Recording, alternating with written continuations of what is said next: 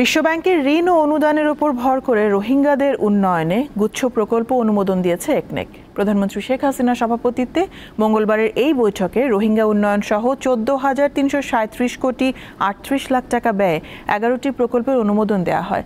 সভা শেষে পরিকল্পনা মন্ত্রী জানান, ঘূর্ণিঝড়ে উপকূলীয় অনেক বাঁধ ক্ষতিগ্রস্ত হয়েছে। বর্ষার আগেই তা মেরামতের নির্দেশ দিয়েছেন প্রধানমন্ত্রী। রাজধানীর শেরেবাংলা নগরে এনইসি সম্মেলন কক্ষে প্রধানমন্ত্রীর সভাপতিত্বে অনুষ্ঠিত হয় জাতীয় অর্থনৈতিক পরিষদের নির্বাহী কমিটির সভা।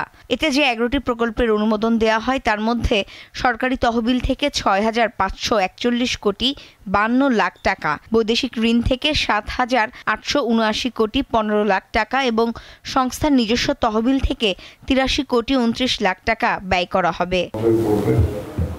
সভা শেষে পরিকল্পনা মন্ত্রী জানান, গভীর রাত পর্যন্ত ঘূর্ণিঝড় রিমালের পরিস্থিতি পর্যবেক্ষণ করেছেন প্রধানমন্ত্রী। নির্দেশ দেন আগামী রবিবারের মধ্যে ঘূর্ণিঝড়ের ক্ষয়ক্ষতি নিরূপণ ও ক্ষতিগ্রস্ত বাঁধ দ্রুত সংস্কারের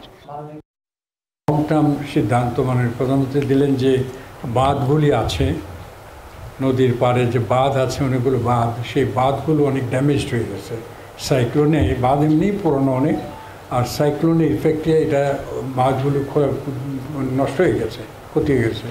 তিনি আদেশ দেন যে যত দ্রুত সম্ভব এগুলো সংস্কার করে কার্যকরী করতে হবে। বর্ষা হচ্ছে, আরও খুব কষ্ট বাড়বে মানুষের। এদিনে একনেকে পাশ হওয়া সবচেয়ে আলোচিত প্রকল্পটি হলো বিশ্বব্যাংকের ঋণের উপর ভর করে রোহিঙ্গাদের কারণে স্থানীয়দের ক্ষয়ক্ষতি উন্নয়নে নেয়া প্রায় 10,000 কোটি টাকার প্রকল্প। 1 বছরের জন্য এই ঋণ ও অনুদান দিচ্ছে বিশ্বব্যাংক। এই প্রকল্পটা, এই অনুদানের প্রকল্প 1 বছরে শেষ হবে।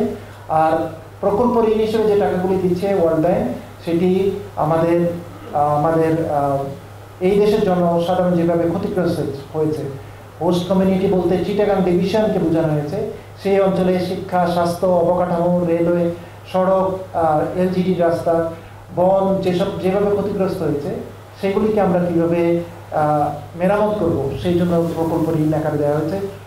সভায় প্রকল্প বাস্তবায়নে গতানুগতিকতার বাইরে বহুমুখী চিন্তা করার নির্দেশ দেন প্রধানমন্ত্রী। আতিয়া আনোয়ার অন্তু, দীপ্ত সংবাদ, ঢাকা।